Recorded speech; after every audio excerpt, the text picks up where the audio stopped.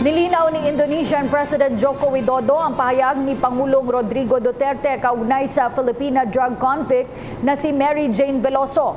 Matapos lumabas ang balitang nagbigay ng go signal ang Pangulong Duterte para sa pagbitay kay Veloso. Ang detalye mula kay Ria Fernandez. Sa isang panayam sa telebisyon sa Singapore, nilinaw ni Indonesian President Joko Widodo ang pahayag ni Pangulong Rodrigo Duterte ukol sa kaso ni Mary Jane Veloso.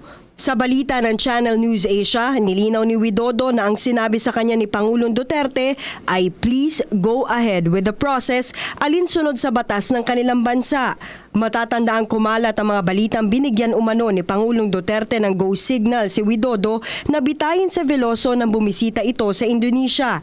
Si Veloso ay naharap sa parusang kamatayan matapos mahulihan ng mahigit 2 kilong heroin sa kanyang bagahe sa Yogyakarta Airport. Nakatakda sana siyang bitayin sa pamamagitan ng firing squad noong Abril ng nakaraang taon pero naantala ito sa huling minuto dahil sa pagsuko sa Nueva Ecija Police ng kanyang mga recruiter na nanloko sa kanya.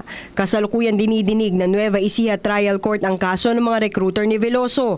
Ayon kay Foreign Affairs spokesperson Charles Jose, mahalaga ang testimonya ni Veloso rito. Sakali mang mapatunayan ng korte na biktima lamang ng drug trafficking si Veloso, sinabi ni Jose na magagamit ito ng ating pamahalaan para iapela sa Indonesian authorities ang kanyang kaso. President said was we respect the judgments of your courts, no? But the context of that is that we have an ongoing case filed against the alleged recruiters of Mary Jane, and Mary Jane's testimony is important for this case to prosper. And if at the end of the trial of the case, it would be proved that Mary Jane is innocent, and we can use this as a basis to request for maybe another judicial review or outright clemency.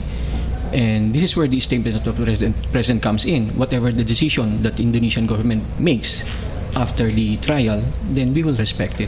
Para sa PTV News, Ria Fernandez. Ako po si Cathy San Gabriel. Subscribe na sa PTV YouTube channel. I-click lang po ang subscribe button.